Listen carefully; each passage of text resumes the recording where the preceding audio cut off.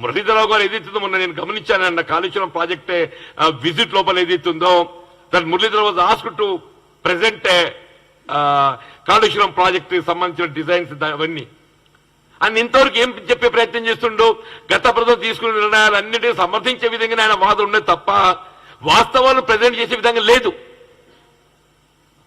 ప్రభుత్వాలు విజ్ఞప్తి చేసేది తక్షణమే ఆ మురళీధరరావు గారిని ఏదైతుందో ఆయన బాధ్యతలను తొలగించండి. Is on extension. మనకు అంతకంటే సమర్థవంతమైనటువంటి ఒక సాంకేతిక నిపుణులు మన శాఖలో అందుబాటులో ఉన్నారు. We need not depend on such people. We need not depend on such people. అతను తొలగింపజేసే ఒక బాధ్యత తక్షణమే తొలగింపజేసే అవసరం ఉందని చెప్పని నేను రాష్ట్ర ప్రభుత్వ గౌరవ ముఖ్యమంత్రి విజ్ఞప్తి చేస్తున్నాను. ఆయన తొలగింపజేసి వాస్తవాలు వెలికి తీసేయడానికి మనం జ్యుడిషియల్ ఎంక్వైరీకి మీరు కావాల్సినటువంటి తగు చర్యలు చెప్పాలని చెప్పని కోరుతున్నా. వీళ్ళ గడిచిన ఈ దశాబ్ద కాలంలో సంవత్సరానికి 10,000 కోట్లైనా 1,00,000 కోట్ల అవినీతి జరిగింది. సంవత్సరానికి 10,000 కోట్లన్నా మనం 1,00,000 కోట్ల అవినీతి 1,00,000 కోట్ల అవినీతి అని చెప్పంటే అసలు కాళేశ్వరం ప్రాజెక్టే అంచనానే 1,00,000 కోట్లు లేదు. 1,00,000 కోట్ల అవినీతి ఇక్కడ అరేనా అన్న మేము అన్నది ఏంది 1,00,000 కోట్ల అవినీతిలో కాళేశ్వరం ప్రాజెక్టు ఒక భాగం. 1,00,000 కోట్ల అవినీతిలో కాళేశ్వరం ప్రాజెక్టే అవినీతి ఒక భాగం. ఈ 1,00,000 కోట్ల అవినీతిలో కాళేశ్వరం ప్రాజెక్టు ఉంది, యాదాద్రి ప్రాజెక్టు ఉంది, భగీరథ కూడా ఉంది. ఇవన్నీ కూడా part of this 1,00,000 crore corruption. సంవత్సరానికి ఈ 1,00,000 అంటే ఒకటికి అబ్బా 1,00,000 అనుకుంటారు. అబ్బా 1,00,000 కాదు. సంవత్సరానికి 10,000 కోట్లైనా 10 ఏళ్ళకి ఎంత అవుతుంది? 1,00,000 కోట్లు అవుతుంది. ఇలా టీఆర్ఎస్ గత దశాబ్ద కాలంలో ఇంకా ఈ 1,00,000 కంటే మించే కరప్షన్ అవినీతి జరిగి ఉంటుంది తప్ప కమిషన్లతోని తక్కువ కాదు. ఈ కేవలం ఏదైతుందో నాకున్నటువంటి ఒక పరిజ్ఞానంతో కాళేశ్వరం ప్రాజెక్టు, యాదాద్రి, భగీరథ ఈ మూడిట్లనే 50,000 కోట్ల అవినీతి జరిగింది. కాళేశ్వరం ప్రాజెక్టే,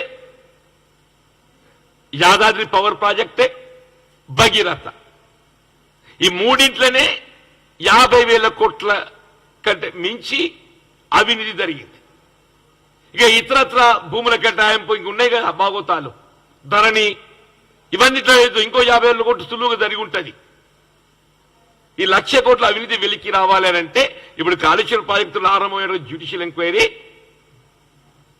కాళేశ్వరం ప్రాజెక్టుకి పరిమితం కాకుండా యాదాద్రి పవర్ ప్రాజెక్టును కూడా జ్యుడిషియల్ ఎంక్వైరీ పరిధిలోకి తేవాలి. భగీరథ కూడా ఏదైతే జ్యుడిషియల్ ఎంక్వైరీ పరిధిలోకి తేవాలి. ఈ మూడింటి తేగలిగినప్పుడు మాత్రమే పాటు allocation of the lands are also more important. ఈ హైదరాబాద్ రంగారెడ్డి జిల్లాలో ఉన్నట్టుగా విలువైనట్టుగా భూములను ఏ విధంగా వీళ్ళ పరిశ్రమలు నెలకొల్పోయినట్టు భావనతోని వీళ్ళ అప్పరంగా భూములు అప్పగించడం జరిగింది. ఇవన్నింటి పట్ల విచారణ చేపట్టబడినప్పుడు మాత్రమే వాస్తవాలు వెలికి వస్తాయి, అవినీతి బాగోతుందో బయటపడుతుంది. భవిష్యత్తులో రాజకీయంగా ఎవరు కూడా ఏదైతే తప్పులు చేయడానికి సాహసించారు. భవిష్యత్తులో రాజకీయంగా ఎవరు కూడా తప్పులు చేయడానికి సాహసించకూడదు అని చెప్పంటే ఇవాళ ఇటువంటి ఒక అవినీతి పనులను ప్రజల ముందు నిలబెట్టగలిగినప్పుడే భవిష్యత్తు కొంత మనకు పారదర్శకత కనబడుతున్న భావన వ్యక్తం చేస్తూ మరి మరొకసారి ఇవాళ ఈ తెలంగాణ పదాన్ని ఏదైతే రూపుమాపాలనే ప్రయత్నం దాన్ని చేసింది ఆ కుట్రకు కేసీఆరే ప్రధాన సూత్రధారి. అది ఎక్కడ టీఆర్ఎస్ బీఆర్ఎస్ గా మార్చాలనేటువంటి ఒక చర్యలు చేపట్టబడ్డ నాడే ఆ కుట్ర ఆరంభమైంది. దానికి ప్రధాన బాధ్యుడు కేసీఆర్ గారు.